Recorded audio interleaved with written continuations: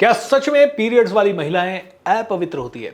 क्या भगवान जो सृष्टि के हर कण में मौजूद है वो महिलाओं से मासिक धर्म से नाराज हो जाते हैं?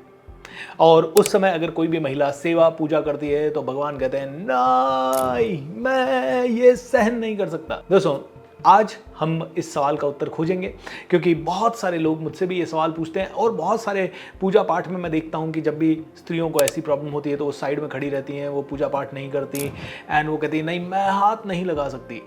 क्या ये सच है? क्या इसके पीछे धर्म की मान्यताएं क्या है, इतिहास क्या है, हमारा समाज इसके बारे में क्या कहता है? सभी दृष्टिकोण पे चर्चा करते हैं। मैं हूं भूपेंद्र सिंह राठौड़, एक spiritual orator, healer and life coach. दोस्तों, आप सभी के अंदर विराजमान परमात्मा को प्रणाम। जय हनुमान। दोस्तों, प्राचीन काल से ही स्त्रियों को मासिक धर्म के दौरान पूजा पाठ से दूर रखा गया।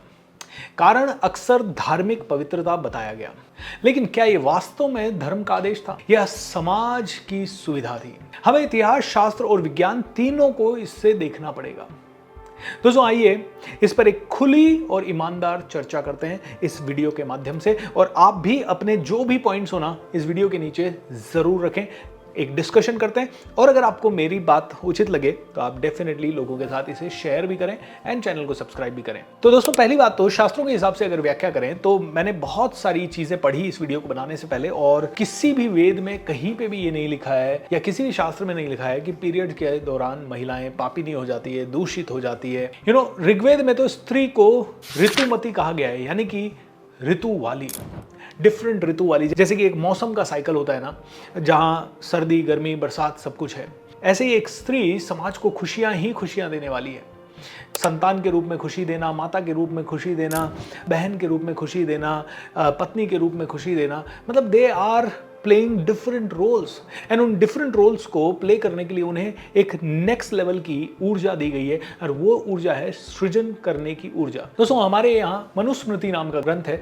मनुस्मृति में भी यही कहा गया है कि अपवित्र नहीं है, ये तो विश्राम का समय बताया गया है। समस्या तब आई जब बाद के समाज ने इसे वर्जना बता दिया और कहा कि भैया ये तो पूरी तरह से निषेध है, आप मासिक धर्म में हैं, आप पूजा पाठ करने आ ही नहीं सकती एंड आप भगवान की किसी चीज को छू नहीं सकती। अरे, जब मनुस्मृति कह रही है ये तो विश्राम का समय है।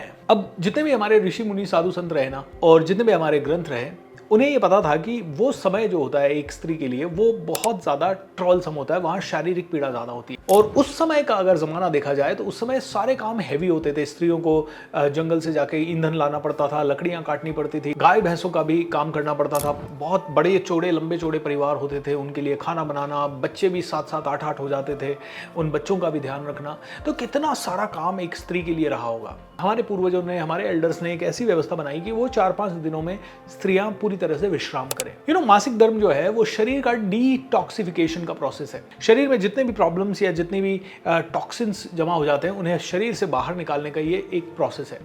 इस दौरान शरीर कमजोर भी रहता है, इम्यूनिटी में गिरती है, इसलिए विश्राम कितना ज्यादा जरूरी होता है ये हर एक महिला ही बता सकती है। अब पहले के जमाने में पूजा पाठ कैसे होते थे? सारे पूजा पाठ विधि विधान से होते थे। आज के जमाने में पूजा पाठ क्या है? घंटी बजाई, दिया जला दिया, प्रणाम कर दिया, या एक आरती चला दी रेडियो में और हो गया।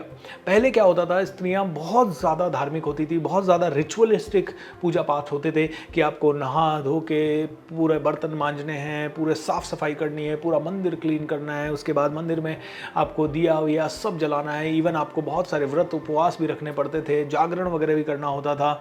शारीरिक मेहनत बहुत ज्यादा होती थी एंड इसीलिए महिलाओं को आराम देने के लिए ये नियम बनाया गया, आप उस समय पूजा पाठ ना करें ताकि आप पूरी तरह से विश्राम ले सके, ताकि आप अपनी इम्यूनिटी को भी नेक्स्ट लेवल पे ला सकें। एंड धीरे धीरे लोगों ने इसको अपवित्रता का नाम दे दिया, क्योंकि प्रॉब्लम ये है कि समाज was not comfortable talking about this, है ना। उस समय का समाज बिल्कुल कंफर्टेबल नहीं था कि बात की जाए, अरे मासिक धर्म हो रहा है, अरे ये पीरियड्स आ रहे हैं। एंड एक स्त्री को कितनी लज्जा आती थी। आज तो गर्ल्स ओपनली बोल देती है, अरे मेरे पीरियड्स आए हैं तो मैं ये काम नहीं कर सकती, अभी मैं छुट्टी ले रही हूँ, या इस तरह की चीज़ें। लेकिन उस समय कितनी लाज, कितनी शर्म रहती होगी। और हो सकता है उस समय इतना ज्यादा क्लोज माहौल था कि सास या जेठानी या ननद से भी ये कहना उनके लिए शायद स्वाभाविक नहीं होता होगा। तो धीरे धीरे ये अपवित्रता का सिग्नल बनता गया एंड ये हमारी सबकी कुंठित मानसिकता ही है। दोस्तों, अब यहाँ पे दूसरी चीज हमें समझनी होगी, धर्म और भक्ति का भाव क्या है। अब यहाँ हमें दोस्तों इसी चीज को धर्म और भक्ति के हिसाब से समझना होगा। भगवान के लिए शुद्धता बाहरी होती है क्या? नहीं, वो भीतरी भाव है यार। मीराबाई ने कहा है, प्रभु तो भक्ति से प्रसन्न होते हैं, शरीर से नहीं। भगवान खुद मात्र शक्ति की उपासना करते हैं, दुर्गा मैया की, लक्ष्मी मैया की, सरस्वती मैया की। तो वो उस प्राकृतिक प्रक्रिया से नाराज कैसे हो सकते हैं, जो मात्र शक्ति का सबसे बड़ा उपहार है, जिसके कारण इस संसार का सृजन शक्ति बढ़ती है, जिसके कारण ये संसार चल रहा है। जस्ट 1 मिनट के लिए सोचिए, स्त्रियों में ये प्रक्रिया ना हो तो शायद बच्चे ही पैदा नहीं होंगे, वो स्त्री बांझ हो जाएगी, वो स्त्री आगे बढ़ा ही नहीं पाएगी, ये संसार आगे चल ही नहीं पाएगा। एक गांव की एक बूढ़ी दादी की कहानी मैं आपको बताता हूँ। दादी पोती साथ में रहते थे, पोती को पीरियड्स आ गए। अब पोती रो पड़ी, ओ अब तो मैं गंदी हो गई, अब मैं मंदिर नहीं जा सकती, अब मैं क्या करूंगी, अब मैं दान पुण्य नहीं कर सकती। दादी ने उसे पास बिठाया और दादी ने उसको हंसकर कहा, बेटिया ये गंदगी नहीं, ये तो भगवान का वरदान है, यही तो वह शक्ति है जिससे तू कल माँ बनेगी। दोस्तों ये कहानी बहुत ही सिंपल है, लेकिन समझिए कि भगवान इस चीज से कभी नाराज नहीं हो सकते। और आप स्त्रियों को इतना कहना चाहूंगा, ये पुराने जमाने की व्यवस्था थी जिसके कारण इसे अपवित्र कहा गया होगा। ये पुरुष प्रधान समाज का एक षड्यंत्र भी हो सकता है या नासमझी भी हो सकती है। हो सकता है जानबूझ के किसी ने नहीं कहा, आज से पता नहीं कितने हजार साल पहले या कितने सैकड़ों साल पहले किसी ने इसको अपवित्र बोल दिया और वो बात फैलती गई और हर घर में ये आ गया। आज आपके माइंड से ये बात निकलेगी कि नहीं निकलेगी और कैसे निकलेगी, या मेरी इस बात को कोई सीरियसली लेगा नहीं लेगा, मेरा इतना सा काम था कि इसके ऊपर मैं वीडियो बनाऊं। एंड इसलिए मैंने बनाया ये वीडियो बिकॉज हमारे कमांडो ट्रेनिंग में भी कई लोग हमसे सवाल पूछते हैं कि ये वाली मेडिटेशन है, ये हम इस समय पे कर सकते हैं क्या? आप हनुमान चालीसा करवा रहे हैं, सुंदरकांड का पाठ करवा रहे हैं, ये हम इस समय कर सकते हैं क्या?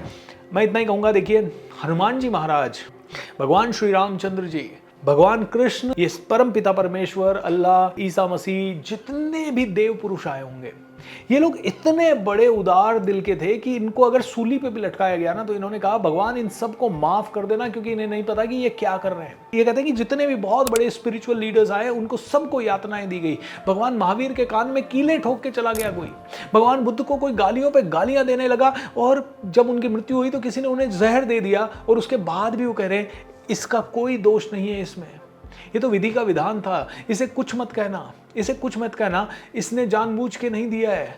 तो उस समय भी उनके दिल से इतनी करुणा निकल रही है। तो जो करुणा निधान है, जो करुणा की मूर्त है, वो भगवान। क्या लगता है आपको कि आप पीरियड्स में हैं और उनके सामने पूजा करेंगी और वो नाराज हो जाएंगे? आप अपवित्र हो ही नहीं सकती।